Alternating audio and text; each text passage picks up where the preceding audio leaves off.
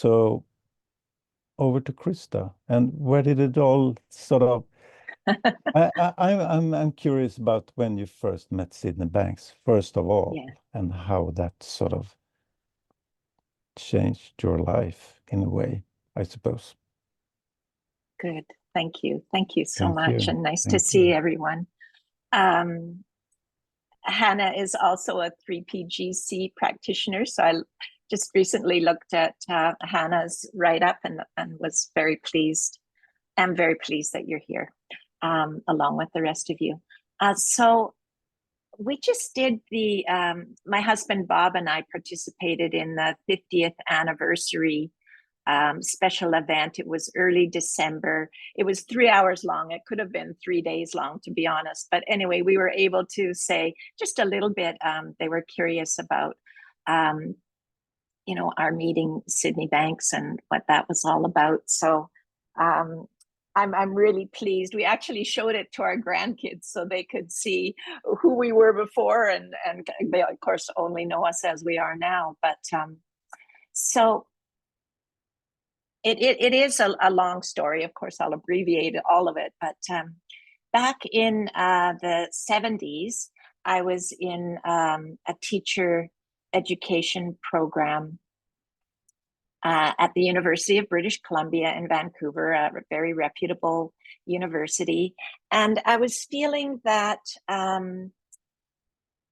it wasn't right for me because I just wasn't reaching the students who are hard to reach. And we know what that looks like. Either on one end, it could be that they're acting out in a belligerent way. And on the other end, it could be that their head is down and they just are not engaging or willing to engage at all. So I was thinking, this must be a deficiency on my part. And at the time, the help that was offered through educational psychology was not practical or helpful. It was a lot of record keeping of students' behavior and handing out Smarties, and it was just not practical and didn't work anyway. So thinking that maybe there was a shortcoming on my part, I took a year off and went. I studied at a university in Freiburg for a year and traveled around Europe, and it was super fun. And then when I came back, I thought I would give education program one last chance. And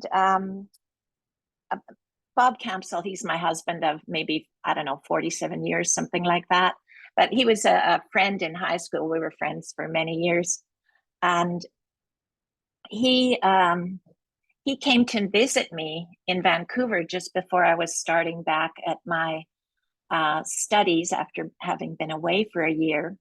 And it was a surprise. He showed up at the door, and I found the secret to life. And so I'm like, oh, really? Come on in. And he told me that he met Sydney Banks, who had an enlightenment experience. And he told me, I still remember two facts that he shared. One, happiness is within. And I was totally aligned with that, being an optimistic person all my life. And the other was that thought creates reality. And I argued, and we philosophized, and I argued some more about how no, it's circumstance creates my reality. And I must admit, I had a pretty good circumstances, so a decent life. But happiness was a little bit elusive because circumstances, of course, aren't always in our favor. But whatever reason, when you're 21 years old, you're still developing your worldview and your world philosophy. So I was open-minded in that regard, even though I argued.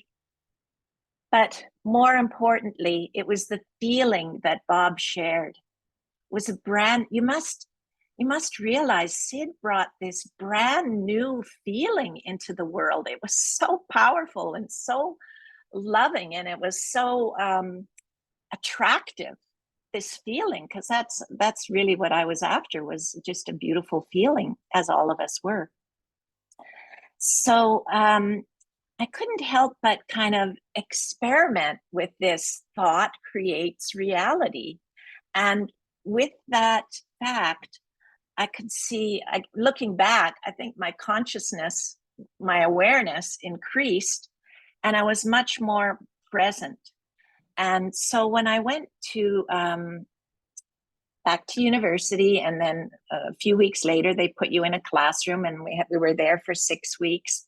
And to my amazement, I found that all of a sudden, I was able to reach the hard to reach kids. And in fact, somewhere in a memory box, I still have the report from that practicum, that it looked like it was a specialty, and that I was rather, talented or gifted in that area. So what happened? Because I didn't really study or analyze or add techniques. When I look back, I think the difference is that all of a sudden I was present. And you know how it is. We all know on this call, we all know how that is. When you're present, you're able to connect. When you're present, you're able to really hear someone and communicate well with them. And when you're present, you get insights on next steps to take. So I was over the moon, thrilled with the results of that. And of course, we have one life, and this understanding, this awareness, it affects all your domains. So I found I was really super happy with this newfound knowledge. And it was, I think, a few months later that there was a talk that Sid was giving on one of the Gulf Islands. I was in Vancouver. The Gulf Islands are nearby, short ferry right away. Bob invited me, and we went to hear Sydney Banks speak. And I was so ready, because my life had already dramatically changed. So I was really ready to hear what Sid had to say. And visually, he just looked so beautiful to me. He and his wife, Barbara, had just come back from Hawaii. And you know what that's like when you come back from Hawaii, you have this beautiful kind of tan and glow. But it was more than the tan. It was just the feeling of love that was very powerful. And when he spoke, it just really resonated deeply. And I was, again, changed at a deeper level. And I realized that, looking back, putting words to it, it was like, oh, it's the wisdom. It's the wisdom that I've been after.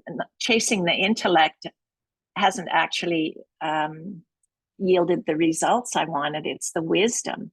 And so going back to university on the Monday, this was a weekend event, again, my life totally changed. And my studies, these were like third-year university studies, it was just a lot easier. I was a lot more confident, and the outcomes were very positive. So that was really the start. I was like so interested in what Sid had to say.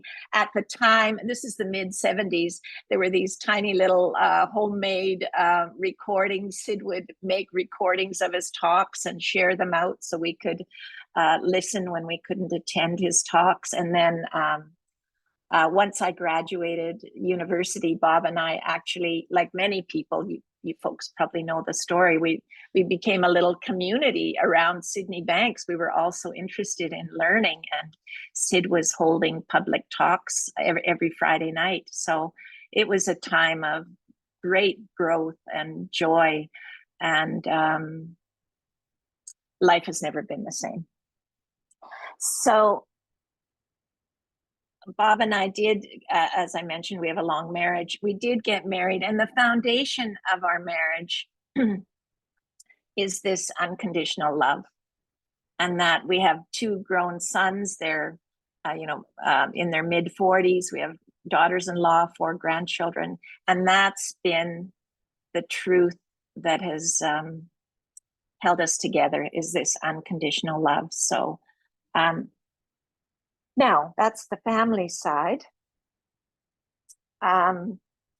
in 1991, we moved back to Salt Spring. Sydney Banks was, his wife, Barbara, had passed on. So he moved back to Hawaii at the same time. He was moved back to Salt Spring at the same time. So there we were, this tiny little community, Sid Banks, Bob and Christa. So the benefit of that was that we were among his only friends. So we became very close in a personal way, a family way. Our kids, when they were little, they called him Uncle Sid and so on. And we would just do ordinary things like go out for lunch. We'd have him over for dinner. We'd go for walks, walk on the beach and so on. Have a lot of fun. We had a lot of fun. And when I went back to teaching, amazingly, I was a homemaker for 10 years, which was super fun. But after 10 years, I determined it was time to get back into my career of teaching. And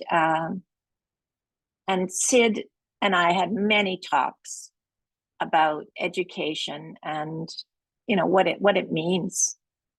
Where is the power in being a teacher? How can we educate the students in the best way possible? And educate, of course, meaning to draw out. And I loved all our talks. And of course, I worked with his grandchildren as well. They were in the local school that I was working in, public schools here. And it really boiled down to, really seeing kids with non-judgment. I mean, obviously there's bad behavior, but we would see them with non-judgment. We would see past the behavior, and we would I always had a soft spot for kids who were struggling, I must admit. And we would see them with human dignity and give them an opportunity to see themselves and their own human dignity. And we would share hope. It was that simple. I was obviously you're teaching reading, writing, and math, science, and so on as well. But the foundation of that, from the moment they enter the classroom to when they leave at the end of the day, the foundation of that was the feeling of respecting their human dignity and sharing in the joy of learning. And it was hugely successful in that kids did what they needed to do to earn their credits and move to the next level. They began to see themselves, those who thought they were broken and damaged because they'd had challenging situations, they were able to see that actually they were deserving of peace and hope, just like anyone else. It was very, very powerful. And those kids, this is interesting too, those kids who really would have been fine without a teacher, you could have put them in a room with a bunch of books and they would have done just fine. They didn't really need anyone. They had a stable home life, all that kind of stuff. What did they learn from this? Is that they learned how to feel compassion and show compassion for their classmates who are struggling. Whereas previously, they would have judged them and thought, oh, I'm superior, they're less than me. I can ignore them, whatever. I can make fun of them, whatever. But through learning about just the beautiful feeling of that comes with the three principles, they began to see how to actually help their classmates. And we all know, I think all of us know of the joy in being able to share hope and compassion. So I had a long career here, as Thomas was saying, and I was working in the classroom with little kids, with middle school, and then with high school, and then I kept adding more degrees to have more job opportunities, really, because we are on an island and there's only so many jobs. But I did choose special education because I did always, after finding the three principles, I did have this kind of special connection with kids who were struggling. So I thought, let's get that special education diploma added on to my others. And in that way, I was able to experience how these principles help the students with, special education can be chronic health, it can be a developmental disability from birth, it can be learning disability, it can be behavior that's not acceptable, it can be mental illness issues. You get whoever walks through the door, you serve them. And not only helping these kids with some had a very below average IQ, they can understand the principles. Some had a super high IQ and benefited from the principles. But special education is special in that we really have the opportunity to work with families as well. And that's really powerful for the parents to begin to feel hope and to see the potential in their young people. Whereas when they walk in the door, they could be very fearful because their student hasn't had success up to that point. I'll kind of pause there. I don't know if we have any questions at all. And Thomas, Kenny, and I, we just kind of, I got my little website ready. I can show a page or two of that and talk a little bit about the curriculum. But first of all, I don't know, Thomas, are there any questions? Thomas, do you have a question, or anyone else? I'm curious if anyone here has thought of any question they would like to ask you, just from what you heard now or anything you've been sitting with. Anything? Anyone? I'm curious about so many things.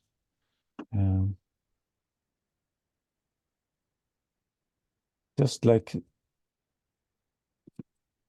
anyone before I go ahead.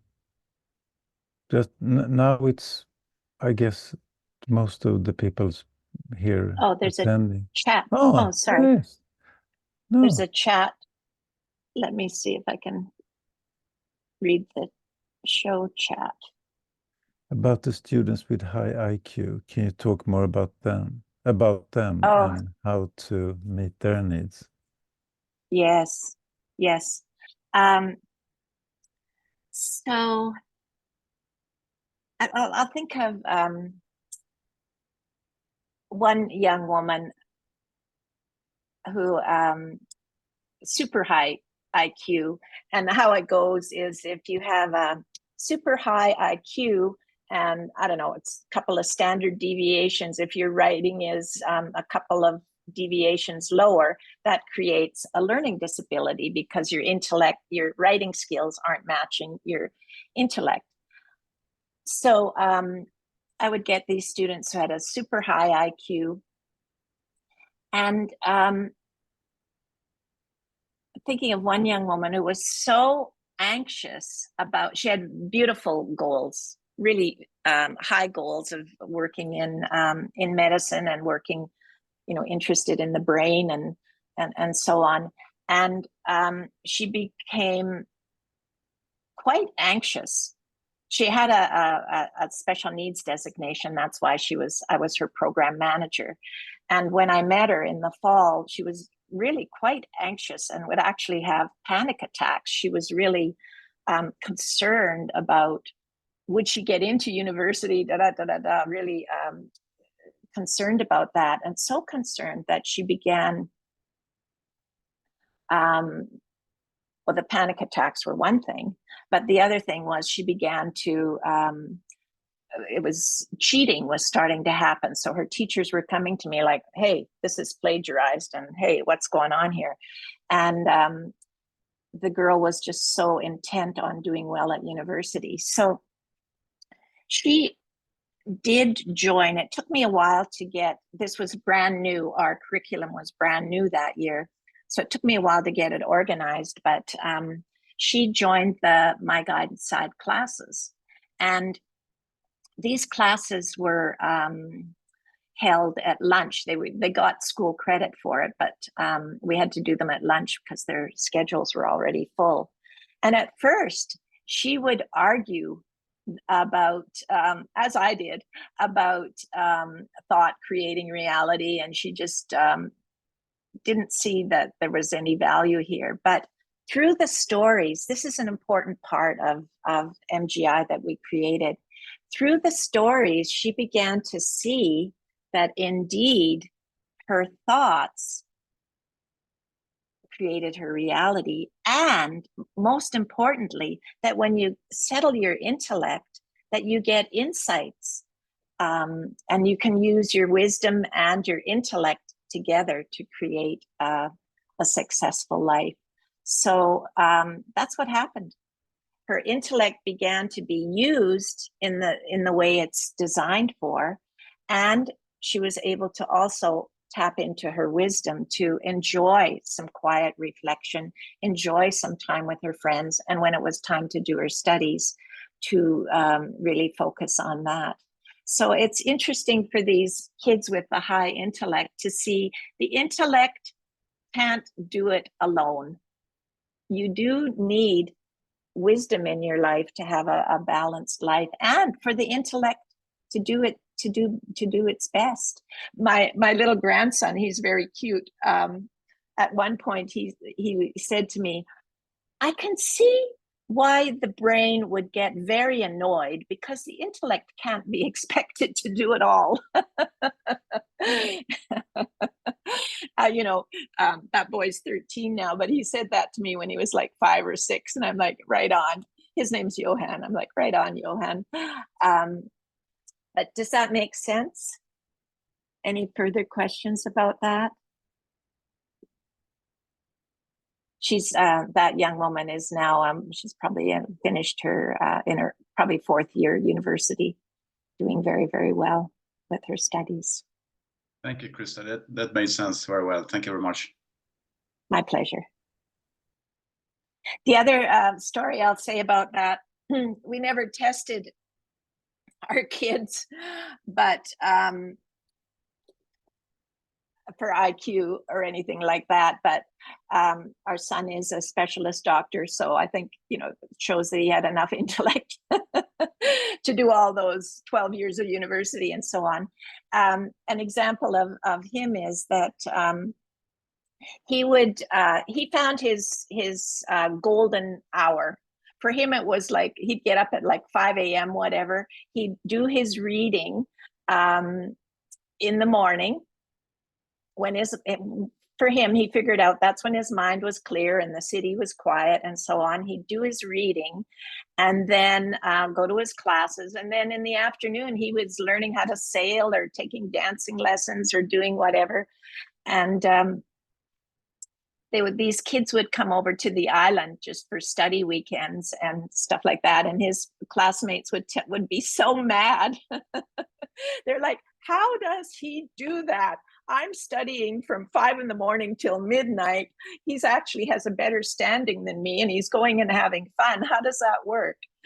I hope that makes sense to you, that when your mind is clear and the intellect can do its job, you own that information, you understand it. And once you understand it, you don't have to worry about memorizing because it's yours, you understand it. I'm not saying wake up at 5 a.m. That's the secret. I'm saying just for young people, find when it works for you. Work when you have a clear mind. Be sure to have some fun and some recreation, and also to give the intellect a break. It's still working behind the scenes, but if you give it a break and just do something that's good for yourself, it's very beneficial.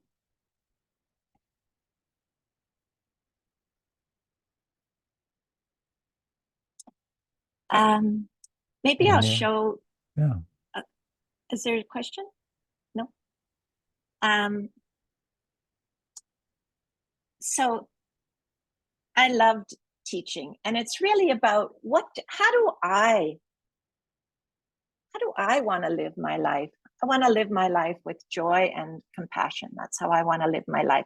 Of course, I'm in a public school system. We all know we could be doing better. And the union, it's good, it's bad. There's pros and cons to systems and so on. But it's a matter of how do I want to live my life? And it's not like I was going around talking to my colleagues about the 3 principles all day or at all, really. Occasionally, I would share one of Sid's books when I saw it was important to do. But the point is, it's the feeling you bring, and people begin to trust you, that you're neutral, you support everyone, and you're not going to undermine their efforts. And it's just more about, how do I want to live? So I thoroughly enjoyed, teaching's a big job, we all know that. And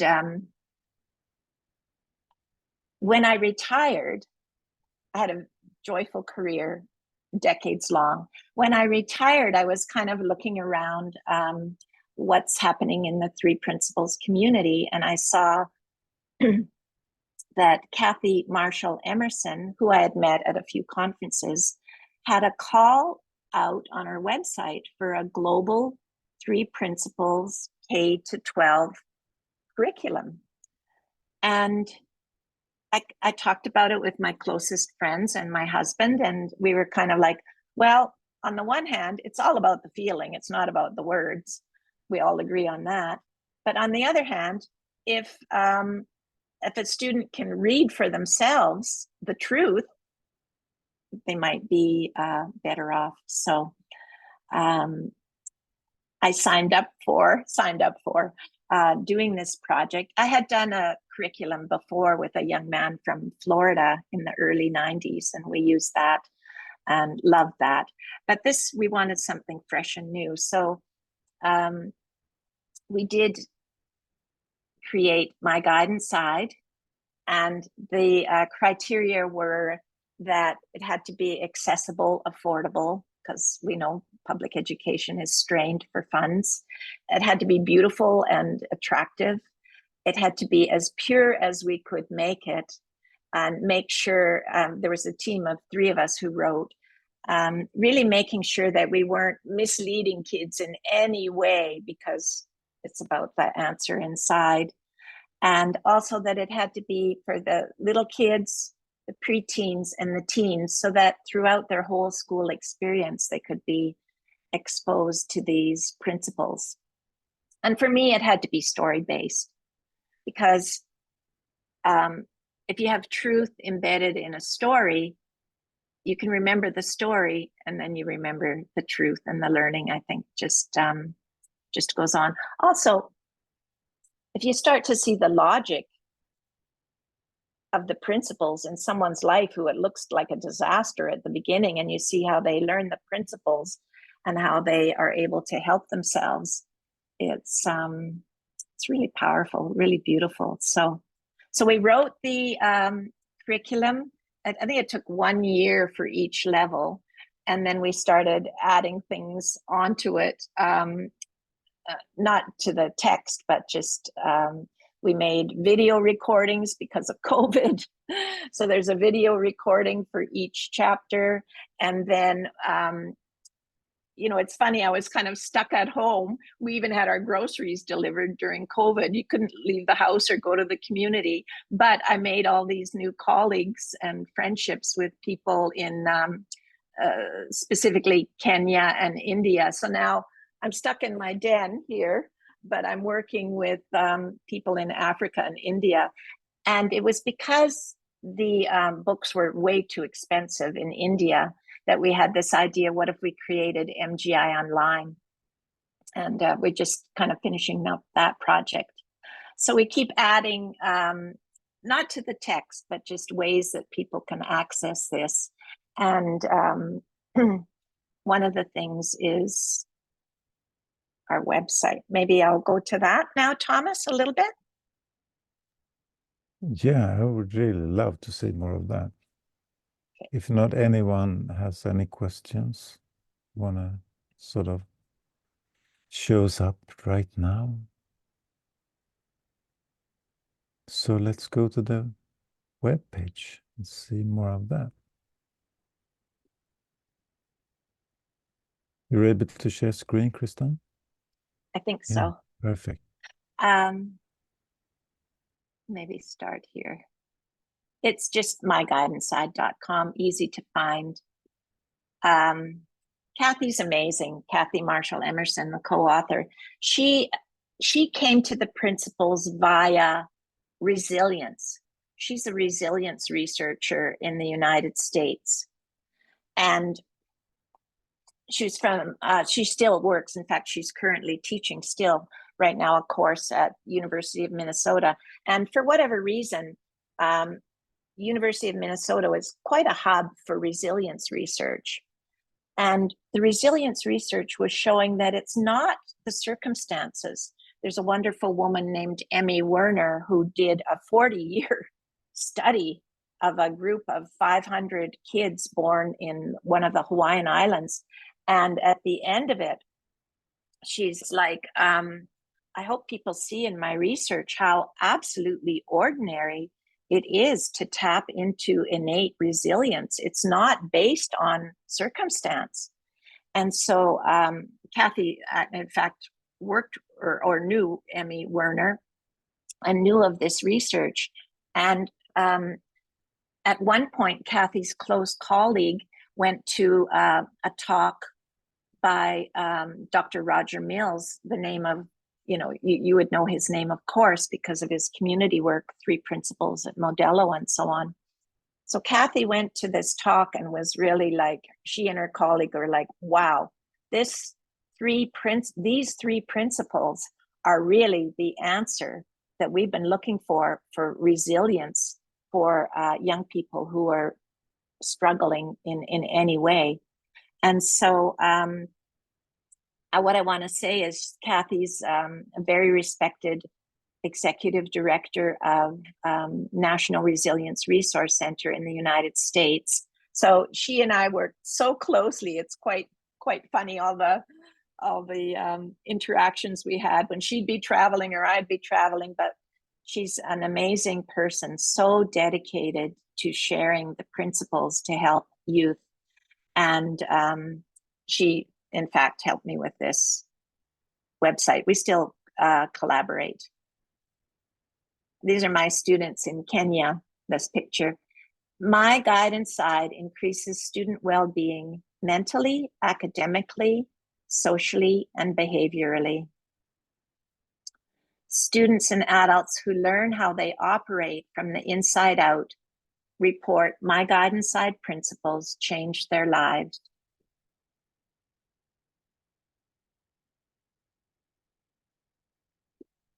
Primary, intermediate, and secondary My Guidance Side print and ebooks, online classroom learning platform, teacher's manual, and online orientation are offered. Now, the goodwill is amazing. I swear My Guidance Side has a little life of its own. The online orientation, I'll just show you where that is, but there's a nonprofit in the United States, and they determined to publish, to create an online, it's really beautifully done, an online course of orientation for My Guidance Side. And we're very proud that it's offered free of charge, thanks to this nonprofit in the United States. So prepare to teach. You can become familiar with the curriculum and the principles, take advantage of the free My Guidance Side professional resources, and learn, live, and share these profound lessons. And this final comment is really important. Curriculum alone cannot change school systems. Schools change one person at a time. Well-being and learning have priority. It's like the old thing for teachers. Well, I don't have time. I've got to do this and that. Well, our point is you do it together. The learning and the well-being is accomplished together. we're going to show just on the About page. These are my students in Kenya. There's a brochure here. If you click on it, it really gives a good outline and comments of different educators of what they say about My Guide Inside. And then we just a couple of months ago, we created this new infographic focused on mental health in schools, because that is indeed a worldwide focus. There's my students from Salt Spring. And Kathy has written a chapter in a Springer book, a university book, on resilience and well-being in school communities. It can be accessed there. But I did want to show I quite love this page. Kathy and I created this not just a month or so ago. And it's the MGI voices, just different students, Kenya, Canada, India, Brazil, Canada, United States, Canada. But I'll just play. It's 2 minutes 40, which is kind of long these days. But the important thing here is this young teacher. He's brilliant. He's really a leader and a global leader. He works with a Finnish company, 100 it's called. It's a nonprofit, and that's how I met him, is through 100. Well, I sent his little daughter a gift. I sent my colleague some My Guide Inside books, and I knew he had little children, so I included a gift of the picture book for his daughter, and she was so taken by it. She's like, "Can I have some Zoom meetings with Christa?" So I ended up teaching his little daughter and her friends on Zoom in Kenya at her request. And the interesting thing is, Dad, Magaga, learned about My Guide Inside by watching his daughter become alive by understanding. Anyway, that's a bit of the background. So we have Lana's book and teacher's manual. So today I have a guest who happens to be my dad, and he's a teacher. So let's hear what a teacher has to say in My Guide Inside book. Thank you, Bent. I'm so happy and proud of you. Thank you for the invitation. Well, yeah, about My Guide Inside. First and foremost, throughout your pop-up Zoom class with learners from Canada and your friends from around here, I noticed a lot. Part of it was the amazing and wisdom that was oozing from your conversations. And I think as a teacher, it is so much important to notice that the learners you're teaching have a wisdom embedded in them. They have wisdom, and you just have to help them discover it. And for me, My Guide Inside is a tool that guides me on how to allow time for kids, students, learners to notice their wisdom that is going to guide them all the time, even those times that they are not with me. Because I can only be with my students for a certain amount of time. But in real sense, they are always alone and they're with their peers, far from me. It would be nice to know that in those times they have a guiding star inside them. And when you talk about a guiding star, well, that's My Guide Inside. So I think My Guide Inside is an important, very, very, very important tool that not only you, but other learners really, and also teachers like me, we need, and it can really help us. Thank you. So That's all from you, and thank you so much for sharing. Wow. So, my guide inside is a very special tool or an important tool for everyone in the world to have it or notice it. Wow. And if you want to notice it, you have to be calm and curious. Wow. So that's all I have to say for the guide inside people who haven't even noticed it. You have to be calm and curious. Thank you. Okay, thank you. Bye. Oh my gosh. Aren't they sweet? Oh my goodness. The just a little side note, the little sister, her name is Hope. She's whenever they bring her, because she wants to meet me too, she's typing on the all the keys and talking away to me. Very, very sweet. So isn't that beautiful how we can learn from the children? And that I'm happy to say it's not uncommon. It's through my career, I would have parents coming to me, parents of, say, kindergarten children, 5 years old, and they're saying, what are you teaching? I'm learning from my child, and I feel more calm and at ease with what my child is bringing home and sharing. Any questions or comments?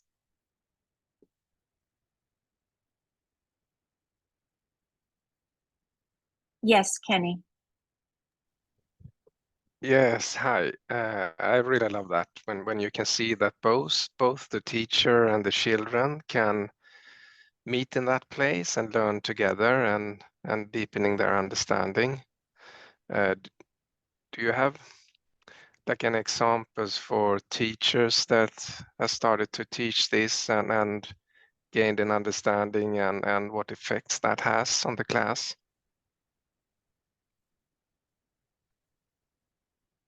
I think what I'm hearing from my colleagues, Kenny, is that when you tap into the principles and have an understanding of the power of thought, that their joy in teaching is renewed.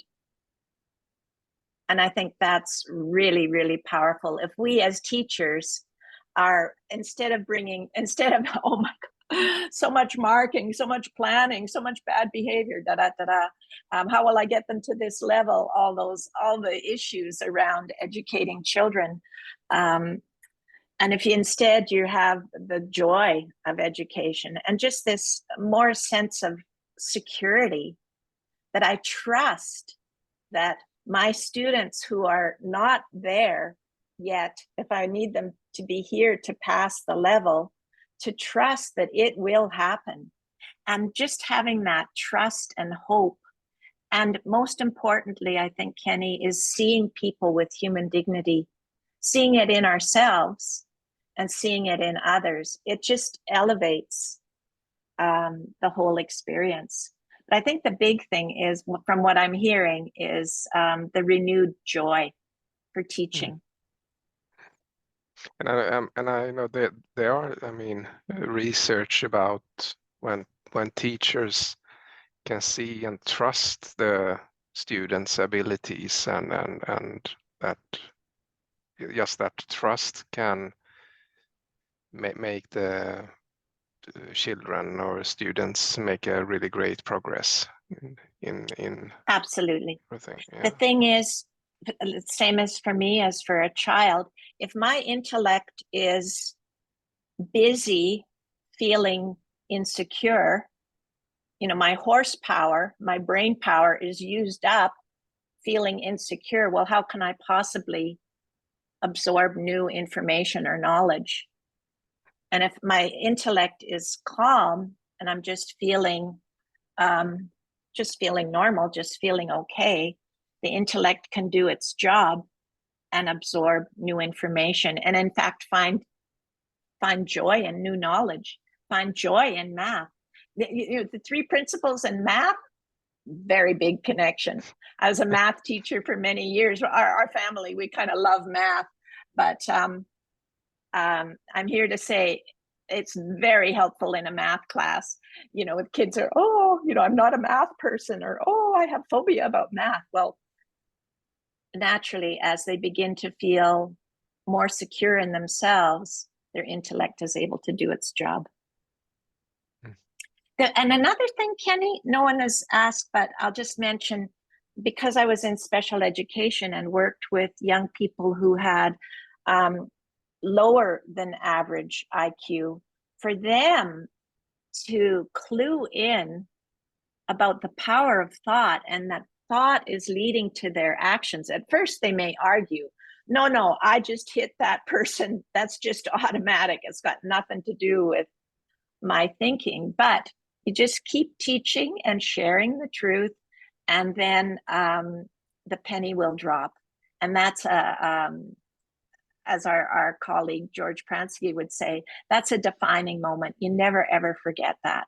And for a young person who, I'm thinking of a young woman who indeed was very aggressive, and in fact, when she came to high school, she could only do a half a day, was all they would allow her to come to school because she was so violent.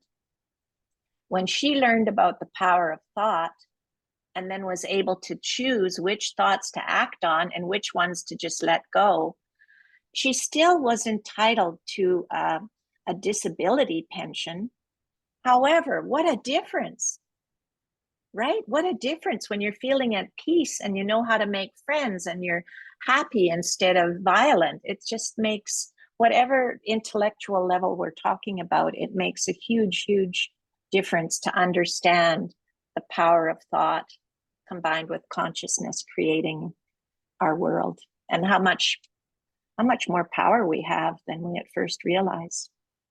Yeah, I think the sooner you can learn that, the more important. I mean, in my job, I meet people that failed in school and because of maybe bad behavior and everything. So if you can catch those people when they are children, instead of the other way around, that they are judgmental and punishment, then you cannot see the person behind the behavior.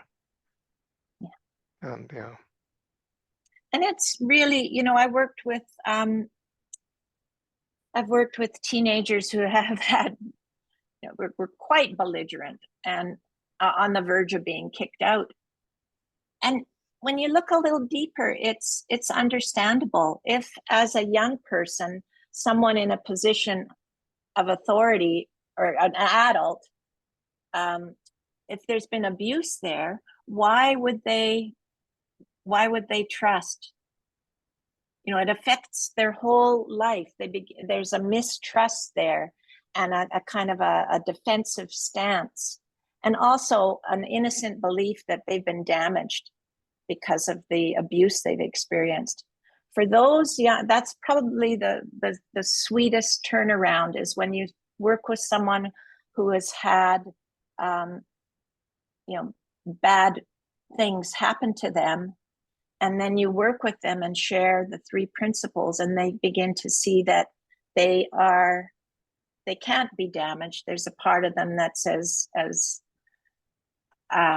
as good as anybody else. You're as good as anybody else. Not better, not worse, as good as. And when they start to see that and feel that, then they're not fighting me as a teacher. They're not fighting with their boss who's saying, do this, that, and that. It just, it's really, it's so heartfelt because it's life-changing. There's I'm thinking of that young woman who, maybe one of the most belligerent people I'd ever met.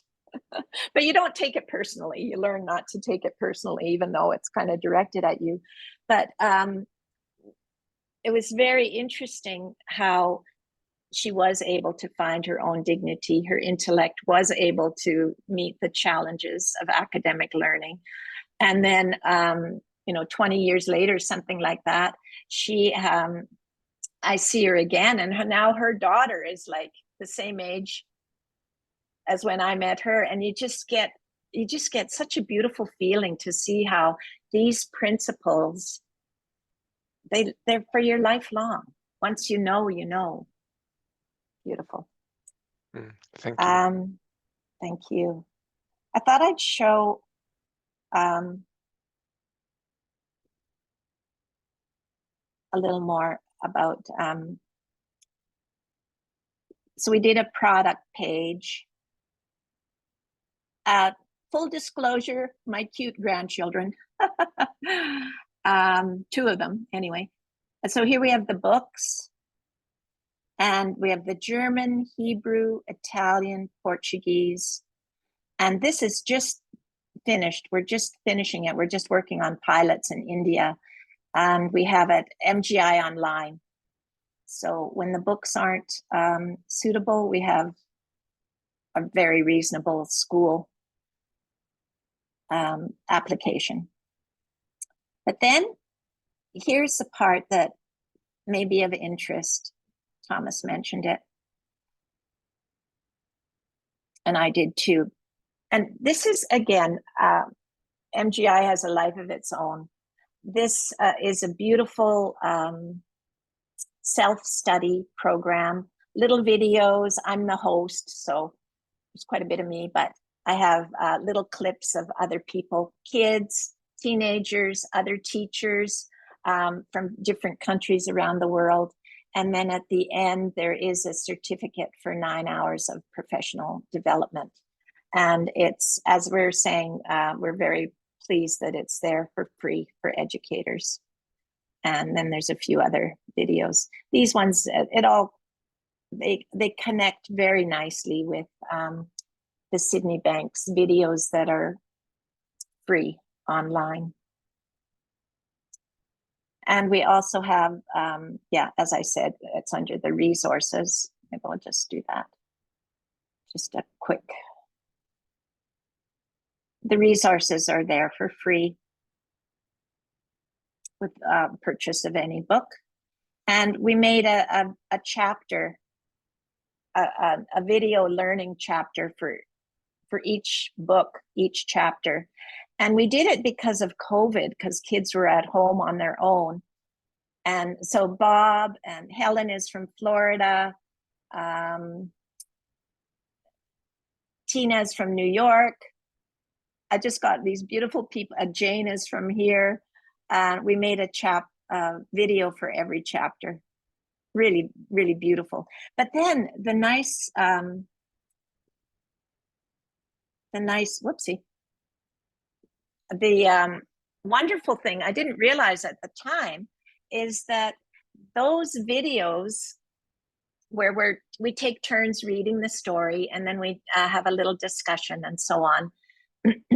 But they're really excellent resource for English language learners, as it turns out. So that's our that's the project we've been working on, and it's just super fun. It took my entire 60s. We just so Christa, yeah. If you're inspired now by what you've heard, you can just bring the material to your school and sort of use it for free and see where it turns out to fit. Yeah. Isn't it? The books are, you know, they're available on Amazon. Yeah. How did you sort of, what insight sparked you to contact school with the curriculum, or did you already have contact with schools that already was able to welcome you with the curriculum, or do you have any practical advice how to go about it? So I was very fortunate that I'd already retired once, but then ended up going back for a year because they were very, very short of specialists.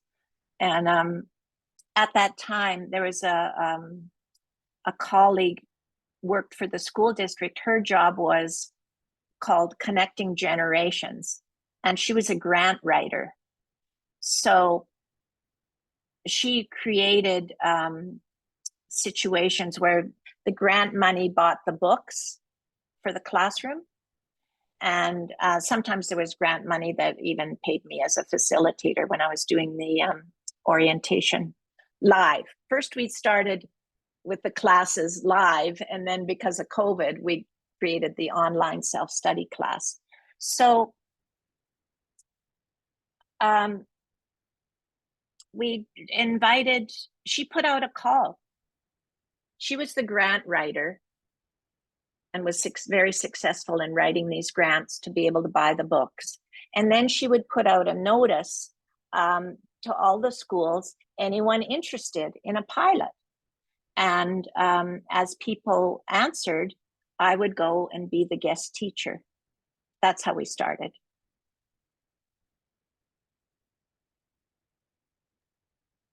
So we kind of go where there's interest.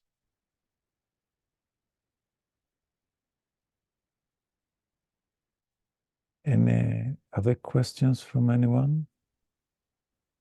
I sort of got almost all of my questions answered. Christa was on fire here, I see. It's very interesting listening to. I did print, Hannah, thank you. Hi, Christa. Thank you so much for Hi, being here Hannah. tonight. Hi. And I have a question around stories because I love listening to your stories too, Christa. So do you have any story about students that have ADHD or autism that found the principle helpful? Yeah, absolutely. The ADHD, just understanding the power of thought and being able to have calm moments and focusing on that rather than focusing on the other. Like every psychoeducational report I've ever had as a special ed teacher, they always, number one, they say, this is a snapshot. Don't use it 3 years later. It's only a picture in time. And they always start with the strengths. Quite in-depth report would have start with those strengths. So I would look at those and let's build on those strengths. And then as far as learning how to manage things, here's what we need. And the student and the family would choose, we would just choose which ones are the most important. What would you really like to learn as far as managing time, managing yourself, whatever it is. And then how can we build you up to that? And just keeping it really simple. But again, if they don't understand the power of thought and think everything is happening to them, you're powerless, it's frustrating, it's frightening. But once you understand and have a feeling for, oh, it's something to do with me. And yes, sometimes I may be scattered, but oh, look at this. When I'm doing such and such, I have a feeling of calm. And oh, and what I can help that feeling grow. And also little strategies. Like I think teachers are like, specialty is being organized. You learn little strategies. You learn little things like, I don't want to use my working memory for things. I learned to write lists, just practical things, but also the 3 principles as well. And autism, of course, there's such a range of students with autism. Some were very high functioning and but still on my list, and learning what is it that what would help them in life. And you really kind of, what is it when you meet with them and their families, what is it that you would really love? Sometimes it's, I'd love to have a friend. I'd love to have one friend, or I'd love to, whatever it is, doesn't matter. And then you help them using their strengths to achieve that. The other thing, Hannah, is students with autism who were lower cognitive, we found a direct correlation between feeling insecure and being stuck. They would have maybe one student I can think of, he would go into a little monologue. Whenever he felt insecure, he would go into a little monologue about his favorite cartoon. He was a teenager, but he had this favorite cartoon. And as he felt calm, he was more able to be present and dialogue. So and that makes me think, Hannah, of that young man's mom.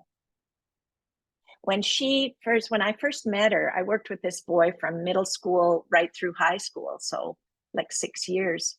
When I first met Mom, she would have pages and pages of, this is what we have to do, and how are we going to do this and this and this, and just pages and pages and pages.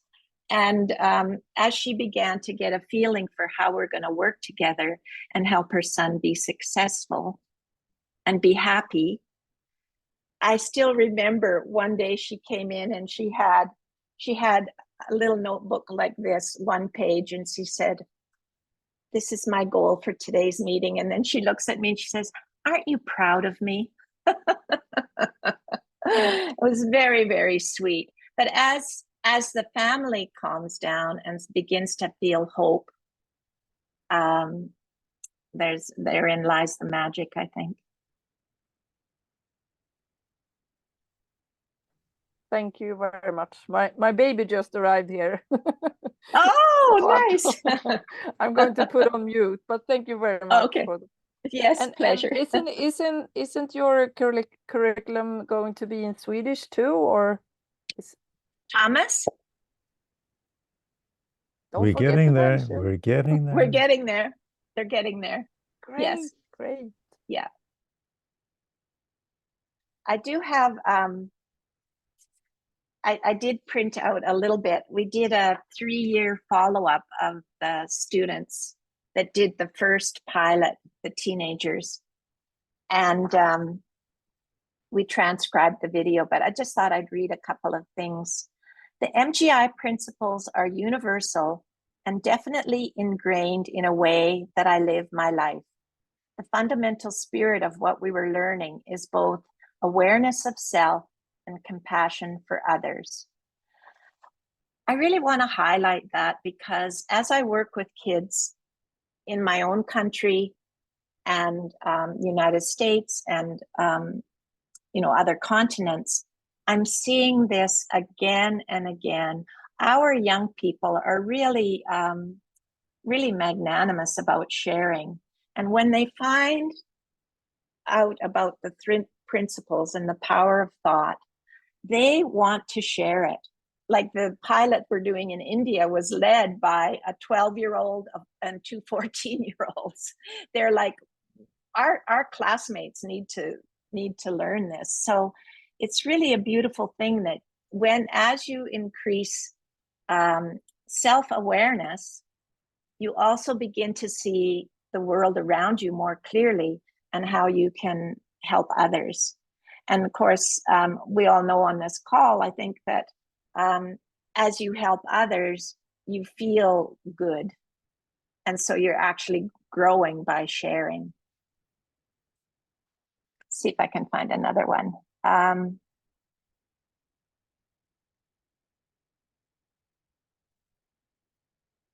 MGI led me to be self-aware and has allowed me to progress in breaking my own implicit biases. That's a big deal right now in North America as we're trying to decolonize to a degree. At work during the pandemic, I really noticed an increase in mental health problems and people really struggling. I would reach out and just make sure that they were okay. I'm glad that I have this background so that I can help people. And one more, and then it's done. Something that carried over for all 3 years has definitely been continuous change. Living in different places, going to different schools, learning different things. Change is the most consistent thing. So I think just practicing and remembering that you have to check in with yourself are key. So beautiful young people. They're young adults now, but it's so lovely how the wisdom just begins to pour out of them. And I think it's so fun to be focused on, show them what they have inside. We just made it as clean as possible about the 3 principles. It's inside you. But the beautiful thing is, as they go out into the world and have their various studies, whether it's, I have a young student in India, she likens the 3 principles to what she's learning in physics class. I can't even pretend to say what she said. I'd have to memorize it or learn it a bit more. But she equated physics with the 3 principles. Another one is like, oh, in our English class, in this literature book, I saw the truth there. So we point them inside, and then as they go out in the world, they start to see the truth in their lives and in their studies. And I think that's really, really beautiful. And we really want to just keep pointing them. Nowhere else can you find this focus. Go inside. The answers are inside. The wisdom is inside. Why not tap into this super universal mind and intelligence and use it for your benefit? It's really a joyful thing.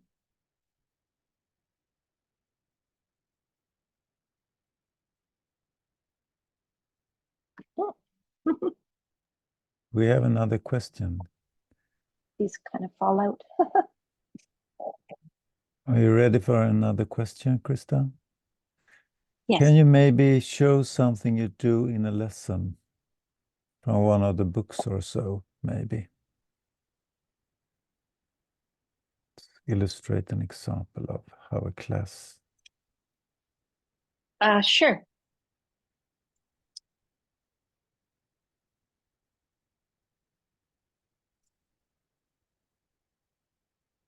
So with the cute little owls, this is for little children.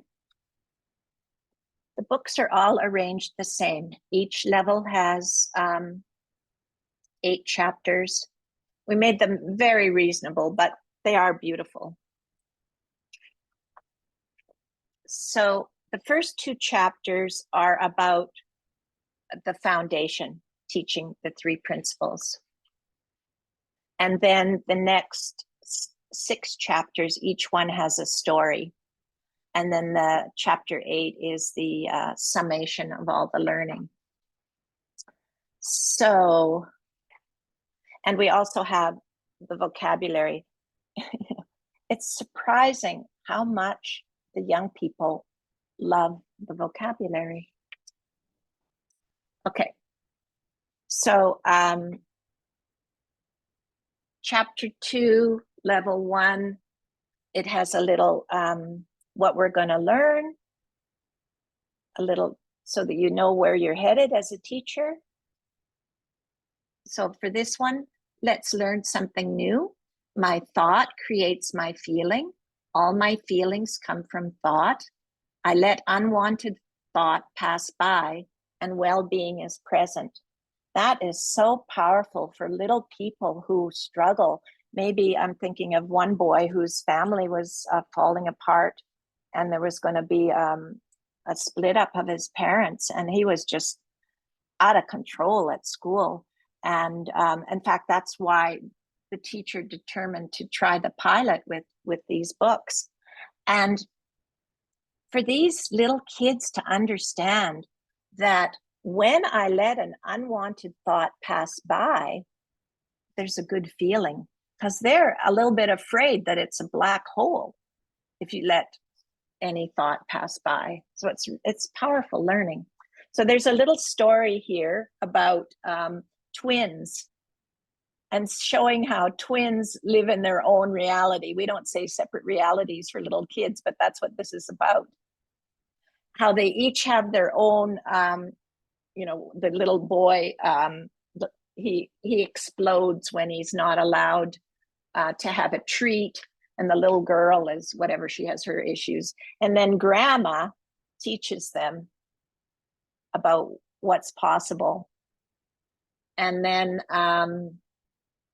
and then it goes on, grandma's teaching, and then they check in again the next night at bedtime and see how it went. And then it's a pattern. Textbooks are pattern. And then you have the discussion questions. That's where the power is. You read the story, and then you really give lots of time for the children to chime in and connect their own thoughts with the story. And then like connect what you know, wonder what you can be curious about, and then you do a journal. Ed and Alice learned about well-being. How can this help you? Write or draw in your journal. You can make sentences, a mind map, or use your own idea. And then there's an art activity, there's a game, a little game just for fun, and then the vocabulary. So that would be one chapter, and it would probably take 2 lessons to do one chapter if you wanted to do the activities. But the real golden part is the discussion. And the prompts are all there. The prompts are designed to draw out the wisdom of the children so they can connect with, you know, what they have available to them. Is that good? Was that what, I'm not seeing the chat as easily. That's great, Christa. Thank you very much. Okay, thank you. And then of course for the middle school, they're a little bit longer. The high school, the stories are a little bit longer still, but not super long. And always focus back to what's inside. And I think the teenagers love, for some reason, they really love knowing that the stories in the teenage book, level 3, those are all absolutely true stories from our students' lives. And they really like knowing that. It just really shows the potential and the hopefulness.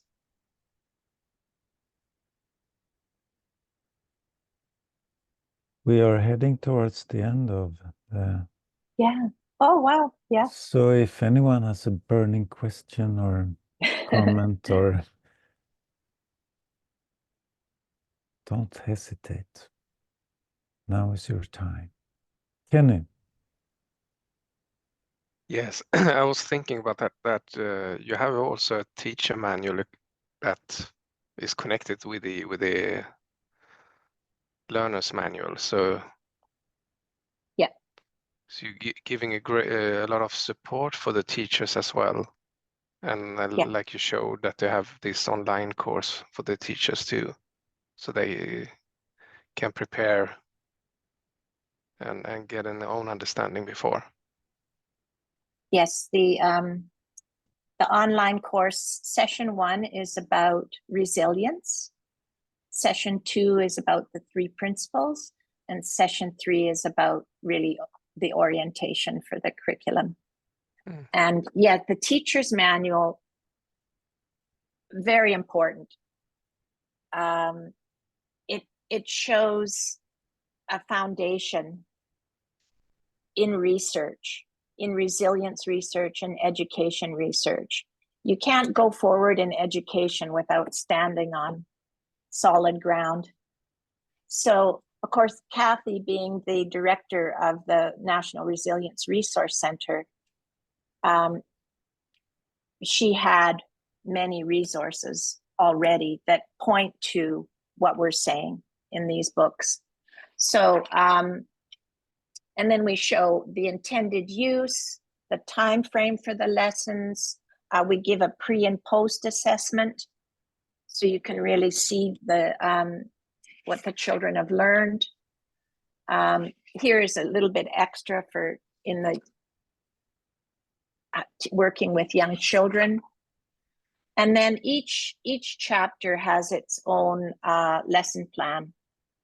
So when I did the primary book with the classroom teacher here, I helped her with the report cards. And it was super simple. That's my goal as a teacher. It's got to be simple. It's got to be practical. So you have, you know, a summary of what it's about. Why is this important? It's not just a story, it's a teaching story. The lesson aims, the learning opportunities, the learning outcomes, and that's for every chapter. So it really puts in education language. What is it that we're doing here in a practical terms that society is looking for? And then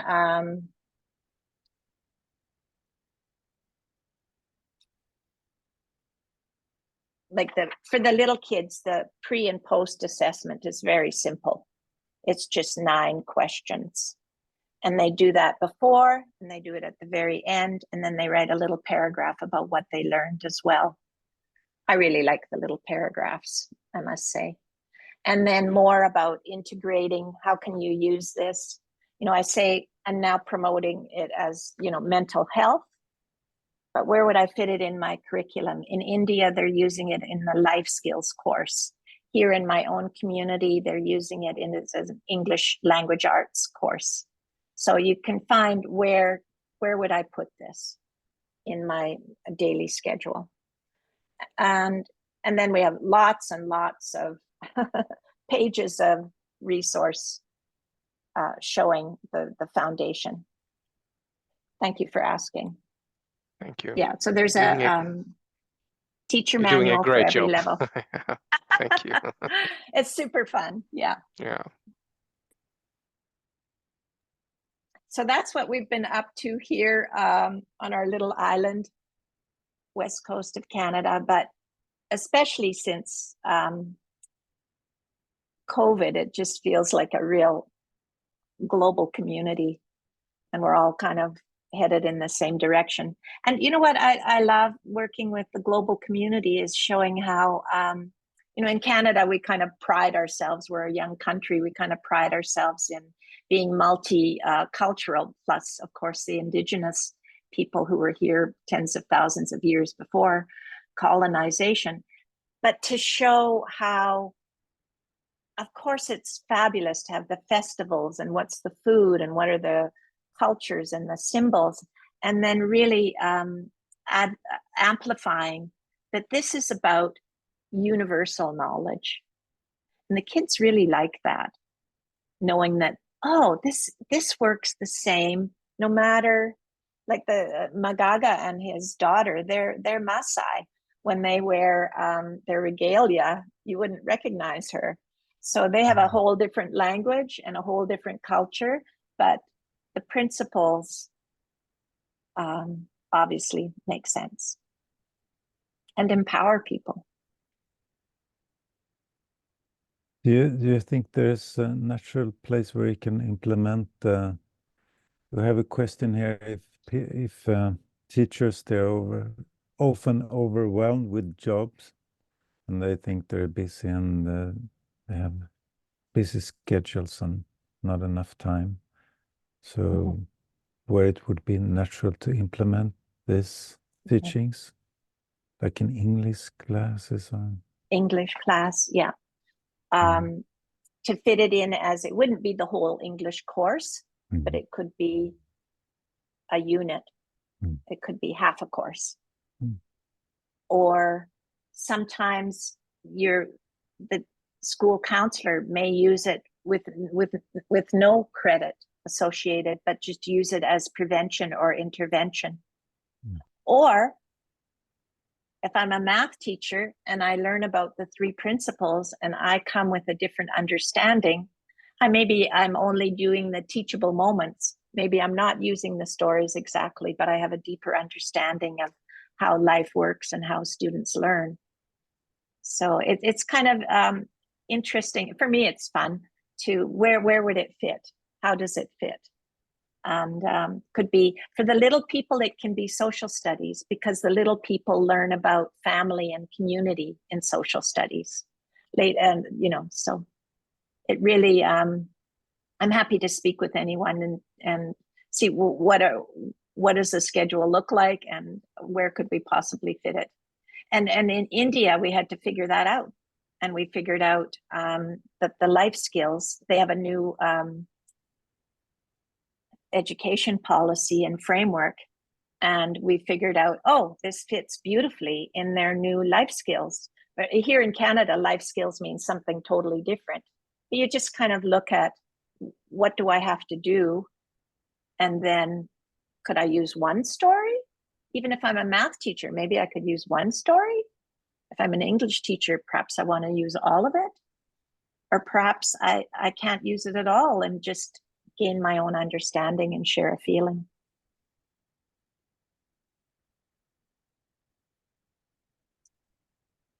Yeah. My comment is to finish it up, that to realizing that the capacity for well-being is inside, within. Mm-hmm. It's radical. Just that. Yeah. Then it all I think can that's begin. where we can really be in service to the world, is pointing people. You know, I'm going back to where we started, how Sid showed me, Bob, and those who are listening, how it was inside of us. He would never, you try to thank him for, no, dearie, you did it. It's inside you. And so if we can bring young people to the door and they determine to walk through, they deserve the credit for having the courage to walk through and experience a more beautiful world. Yeah, thank you for this, Thomas. I really was looking forward to it and appreciate Likewise. the opportunity. Thank you. Thank you so much. You may unmute and say bye to Christa. And Yeah. thank you for being here. Yeah. Love you. Pleasure. Love you. Bye-bye. Nice to meet Bye-bye. you. Bye. Bye. Bye-bye. Thanks for joining. Bye. Stop the recording.